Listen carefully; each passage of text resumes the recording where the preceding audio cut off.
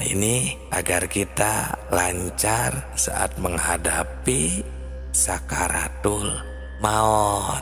Nah, jadi manusia seluruhnya setelah nanti meninggalkan dunia ini atau dicabut nyawa, ini yang terjadi, ada yang bisa pulang kepada Allah, ada yang tidak tahu jalan pulang atau tidak bisa pulang. Nah, kita mau masuk ke mana di antara dua ini? Karena kalau yang bisa pulang, yakni sesuai dengan innalillahi wa inna ilaihi raji'un, yang mana itu akan diterima di sisinya, dalam artian masuk ke surganya Allah. Jika yang tidak pulang, ya tersesat dan akan istilahnya masuk neraka. Nah, ini sangat bersangkutan dengan ilmu makrifat, karena ilmu makrifat ini, ilmu makrifat tingkat tinggi ini adalah untuk mempelajari agar kita bisa berpulang ke alam asal, ke innalillahi wa inna ilaihi raji'un. Nah, ini kami sering menemukan banyak orang yang bergentayangan setelah meninggal dan tidak tahu harus kemana pulang. Ada yang minta dijajapin oleh sebuah kalimat-kalimat.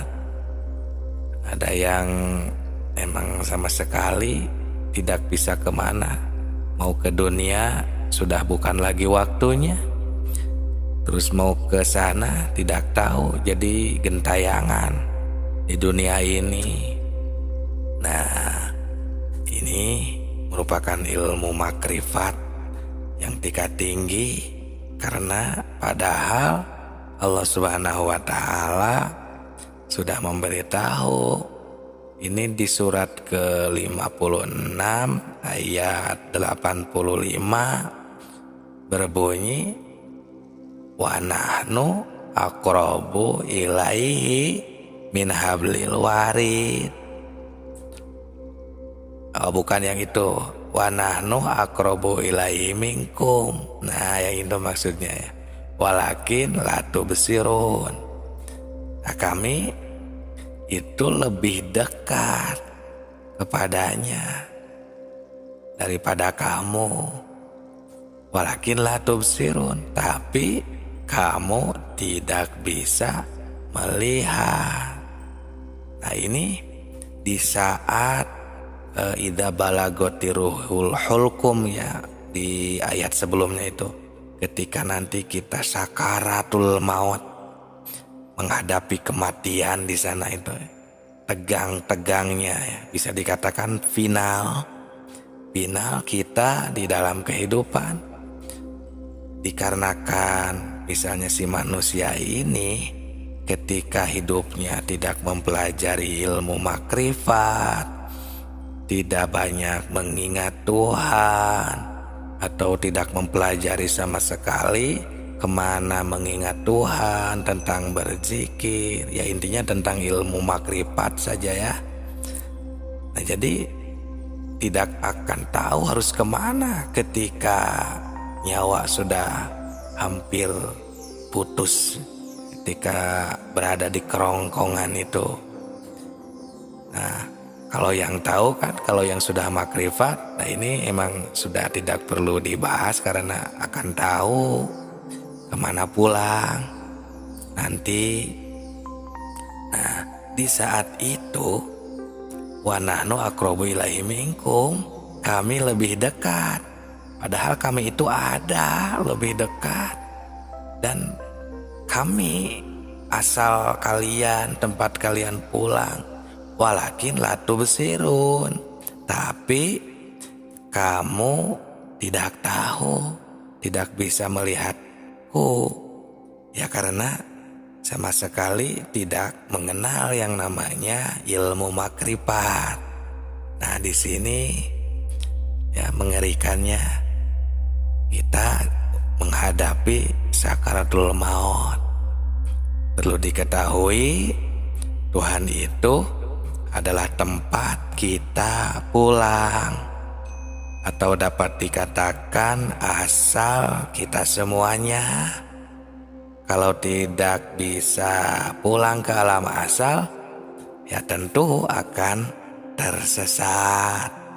Artinya masuk neraka. Naudzubillahi min dzalik. Semoga sahabatku, sahabat tilawah semesta ini yang ditakdirkan bertemu dengan video ini, semoga diselamatkan di dunia dan di akhiratnya, dilancarkan ketika kita menghadapi sakaratul maut. Nah, kita kan sudah bisa mafhum. Kalau kita tahu misalnya seseorang namanya itu, contohnya ya namanya Ki Jaid, namanya, tapi belum tahu si Ki Jaid ini bagaimana bentuknya misalnya.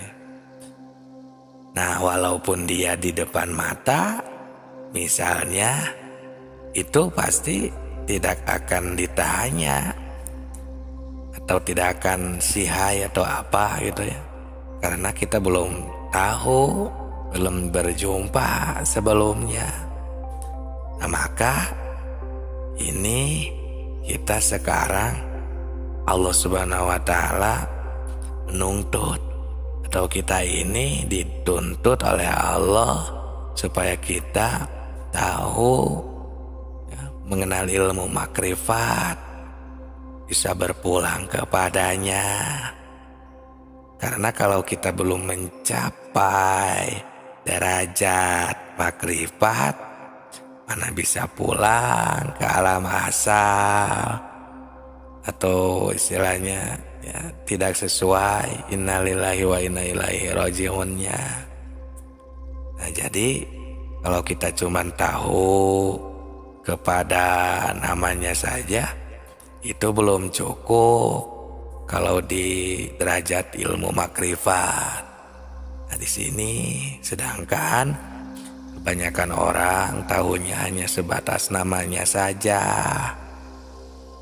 Karena kenapa dikatakan belum cukup?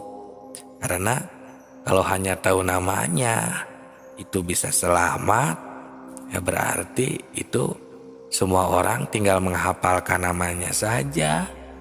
Untuk non-muslim, untuk orang yang suka bermaksiat, untuk yang tidak menuruti perintah Allah, seperti jarang sholat, jarang beribadah pun, kalau hanya untuk namanya saja itu bisa menyelamatkan, cukup tahu namanya saja, berarti itu enak sekali kalau seperti itu.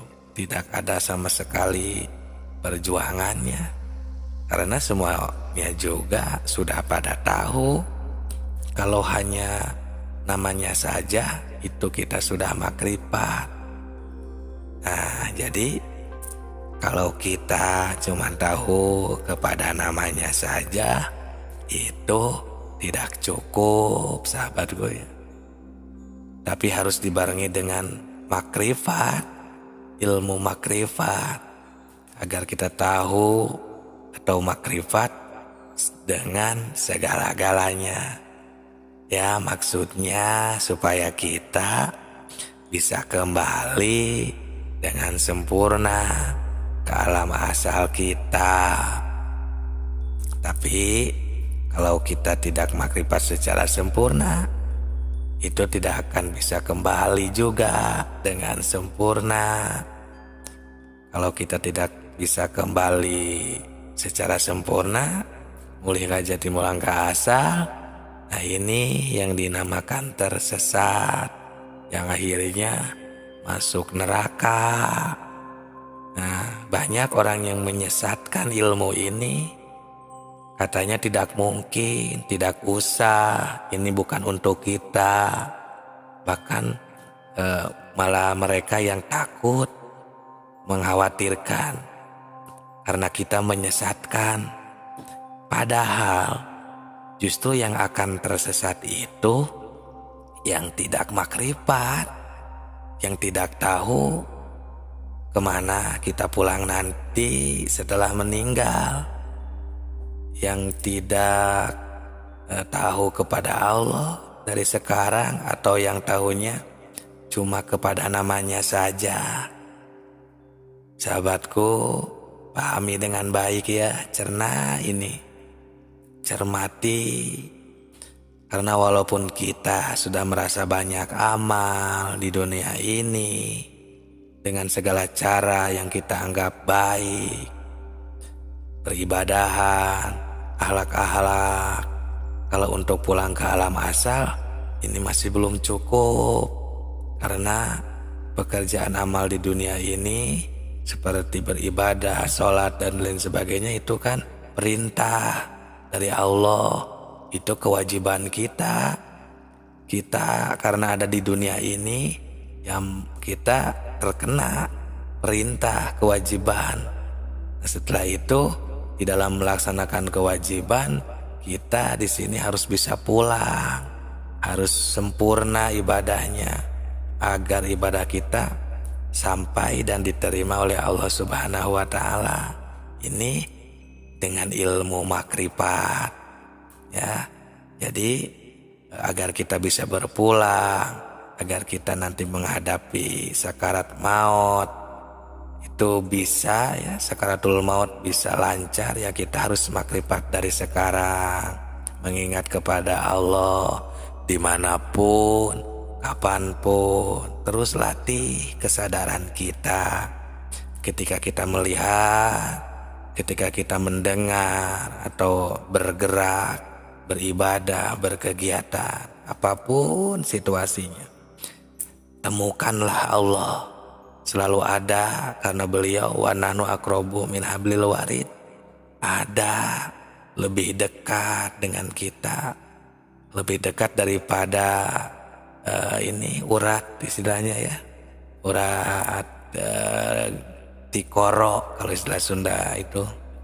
Nah, sahabatku, sadar ini ya, ketika kita melihat, mendengar itu, kalau kita jabarkan, kita kotret ya, atau praktekkan itu.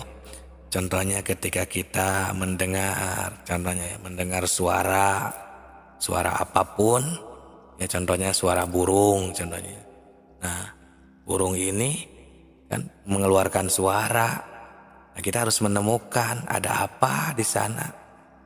Nah, karena Allah kan tadi tentang ketuhanan, ini makrifatullah, Allah itu dekat. Jadi kita harus menemukan Allah. Ada Allah yang menakdirkan burung itu mengeluarkan suara. Nah, kemudian si suara tidak bisa menciptakan burung, dan burung tidak bisa menciptakan suara. Nah, jadi Allah lah yang menciptakan burung dan yang menakdirkan si burung ini bisa bersuara dengan berbagai suara yang berbeda-beda dan indah. Nah, timbul ya Qadir, hei zat yang menakdirkan. Nah, Qadir ini identiknya atau talajumnya dengan sifat kudrat, salah satu dari sifat 20. Nah, kudrat ini kan sifat ma'ani, yang mana ini tidak akan berpisah dengan zatnya. Nah, kita maka makrifat, menemukan, melihat, dan berjumpa dengan Tuhan, dengan Allah Subhanahu wa Ta'ala, ketika kita mendengarkan suara burung. Nah, seperti itu maksudnya. Karena berjumpa dengan Allah, berjumpa dengan Tuhan itu tidak seperti kita berjumpa dengan makhluk, harus bertatap wajah, terlihat, berbentuk. Tidak seperti itu. Jangan salah menafsirkan ya sahabatku. Jadi jika kita cuma tahu kepada namanya saja, itu belum cukup dalam ilmu makrifat ini. karena harus dibarengi dengan makrifat dengan segala-galanya. Maksudnya supaya kita bisa kembali dengan sempurna ke alam asal kita, berpulang kepada Allah Subhanahu wa ta'ala. Tapi kalau kita tidak makrifat secara sempurna, itu tidak akan bisa kembali juga secara sempurna. Kalau kita tidak kembali secara sempurna, nah ini pasti kita yang disebut tersesat.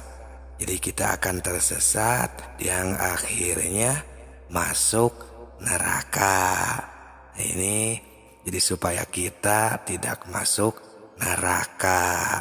Ya, bukannya kami akan menyelamatkan, maksudnya karena itu hak Allah, tapi kami di sini mengajak untuk berusaha agar kita semua tidak masuk neraka. Nah inilah ilmu mahal, ilmu makrifat tingkat tinggi, ya, agar kita bisa makrifat secara sempurna.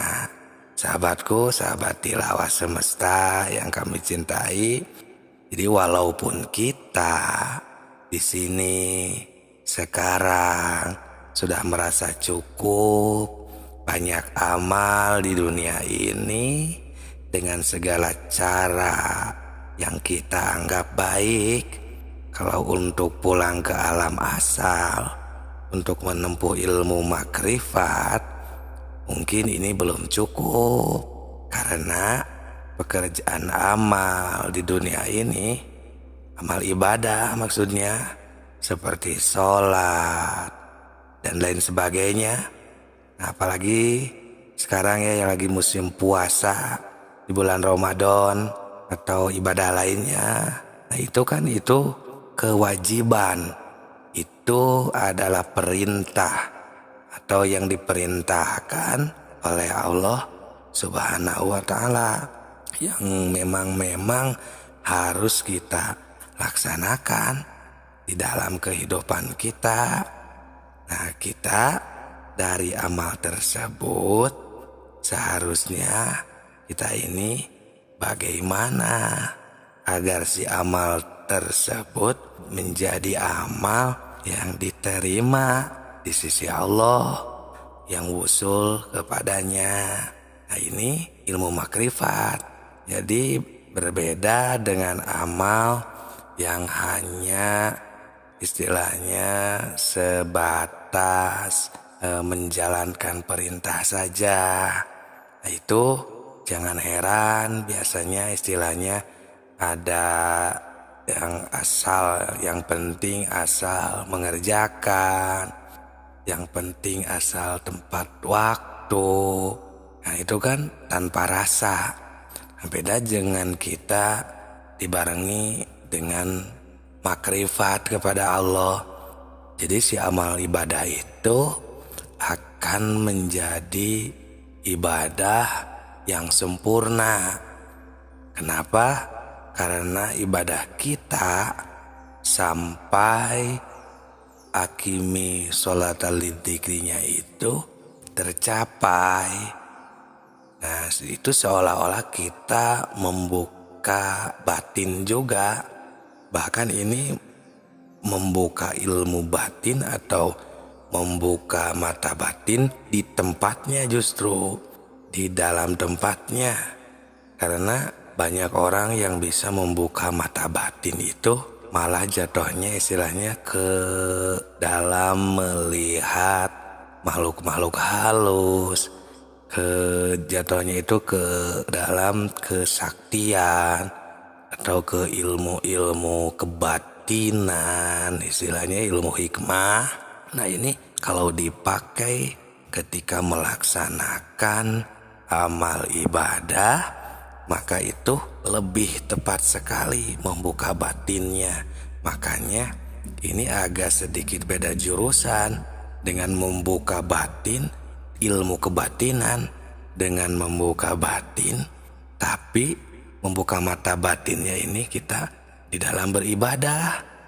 Beda. Nah, ini ilmu makrifat yang emang seharusnya ya, karena ibadah ini kan kita yang akan diterima oleh Allah Subhanahu wa taala ini adalah yang sampai kepada Allah, baik doa, baik pengabdian, baiknya pokoknya ibadah-ibadah kita. Nah, sahabatku, itulah pentingnya makrifat secara sempurna, karena pekerjaan amal di dunia ini seperti sholat ya tadi ya, puasa dan lain sebagainya, itu kan untuk bekal di akhirat istilahnya, karena ini perintah dan kewajiban kita selaku hamba Allah Subhanahu wa taala yang masih diberikan hidup di dunia ini. Agak berbeda dengan istilahnya pulang kepada Allah, bermakrifat kepada Allah.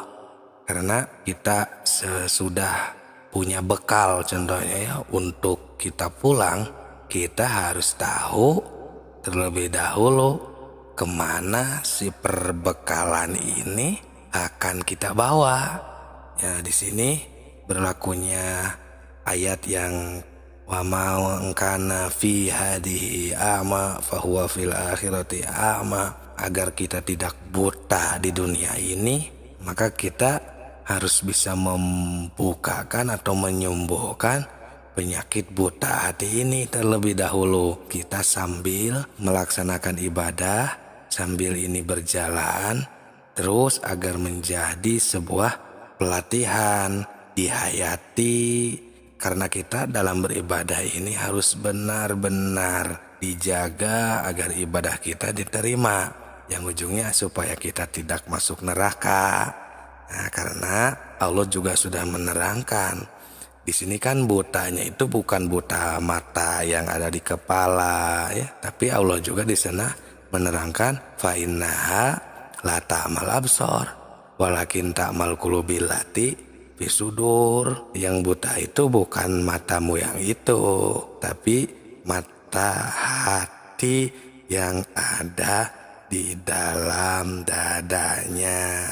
Ta'mal qulub, yang ada di dalam hati, allati fisudur, yang ada di dalam dadanya. Nah, ini kita sekarang kita akan membongkarnya ya. Karena ini ta'abun nafsi, harus benar-benar ya terus dipelajari, istilahnya memeras keringat ya, sugulul kolbi juga harus semangat ya, dorongan dari hati, wasidatul hisabi, dan harus banyak perhitungannya agar kita ini lebih memahami secara sempurna ya ketika kita melaksanakan amal ibadah kita sehari-hari. Contoh sekarang ya, kita melaksanakan sholat contohnya ya. Sholat ini kan harus sesuai, karena definisi dari sholat itu adalah silatun, berhubung atau hubungan. Silatun bainal abdi wa rabbi, hubungan antara si abdi dan Gusti, si hamba dan Robnya. Nah, jadi cara menghubungnya gimana agar kita bisa terhubung? Nah, maka dari awal kita melaksanakan sholat ya, sesuai rukun-rukun sholat yang ada di dalam ilmu syariat, yang tepatnya ilmu fikih. Ya, kita sudah hafal, kita sudah berjalan. Nah ya, yang diawali dengan niat, takbiratul ihram, baca Fatihah, itu dari awal itu ya kita harus mulai terhubung, saudaraku. Bagaimana cara menghubungkannya? Ya kita yang berdosa banyak ini gitu ya, kita yang sedang mau melaksanakan sholat ini, kita hubungkan itu dengan menyadarkan diri ya, menolkan segala pikiran. Cara mengenolkannya, cara mengosongkannya yaitu dengan menghubungkan tadi. Jadi dengan cara terhubung itu akan langsung otomatis kita tidak banyak membayangkan dan pikiran selain daripada Allah, maka harus menghubungkannya berarti kepada Allah Subhanahu wa Ta'ala. Dengan cara seperti ini kan kita diawali dengan niat Allahu Akbar, kan niat kami mau sholat, melaksanakan sholat 4 rakaat contohnya ya. Nah, karena Allah Ta'ala. Nah di sana itu kita menghubung ya, bermaksud mau melaksanakan sholat. Karena niat itu qasdu syai'in kan.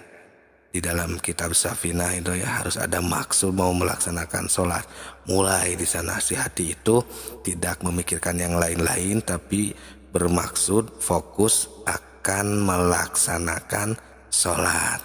Nah kemudian takbiratul ihram kan, sambil takbiratul ihram Allahu Akbar. Nah dari sana mulai kita sambungkan hubungan frekuensi si hati ini kepada Allah Subhanahu wa Ta'ala. Dengan kita Allahu Akbar itu kan Allah ya, nama Allah maupun zat Allahnya itu sendiri, kita harus langsung terasa akbarnya itu ketika takbir Allahu Akbar. Masya Allah, Allahnya akbarnya itu terasa sekali. Sampai akbarnya Allah itu ya, maha besarnya Allah itu sampai bisa menakdirkan kita melaksanakan sholat, menakdirkan kita bisa melihat, bisa berucap, bisa menggerakkan tangan ya, bisa menghendaki telinga ini bisa mendengar. Nanti terus itu ya akbarnya itu sampai kita merasakan Allah ada di mana-mana, menakdirkan sholat, menakdirkan gerak, menakdirkan bisa melihat, mendengar dan lain sebagainya. Nah setelah itu beres takbir kan, doa iftitah ini wajjahtu kan, di sana ada kalimat itu ya, Allahu Akbar kabira walhamdulillahi katsira wa subhanallahi bukrata wa asila, ini wajjahtu wajhiya. Nah di sana mulai hanya kepada Dia yang menakdirkan kita hati ini, hubungkan terus dengannya. Nah karena itulah ini wajjahtu, menghadapkan wajah hati ini kan, lilladzi fatras samawati wal ardh, sampai kita inna sholati wa nusuki wa mahyaya wa mamati, sholat ini, hidup ini, ibadah ini, mati ini lillah, semuanya oleh Allah, jadi semuanya kehendak Allah. Nah beres doa iftitah lanjut bismillahirrahmanirrahim, asma Allah ya, kita ini dengan asmanya, kita ini takdirnya, perintahnya, karena kalau tidak ada Dia kita tidak bisa berbuat seperti ini. Terus alhamdulillahirabbil alamin, terus terhubung kita ya, konsentrasi penuh kita ini menghubungkan jiwa kita dan raga ini kepada Allah Subhanahu wa Ta'ala. Kita ini terus konsentrasi ketika kita melaksanakan ibadah ini, terus baca-baca gitu ya, doa-doa sholat, ada gerakan ruku, sujud, pokoknya kita sampai ke istilahnya alam terbawah kita, bahwa kita ini tidak punya apa-apa, hina, nol pokoknya sama sekali. Makanya ada gerakan sujud itu kan simbol dari merendahkan diri kita. Kalau istilah para senior ya, arif billah, itu sampai kita harus ke alam lahut, bahut dan hahut, itu ketika sujud itu udah harus tercapai.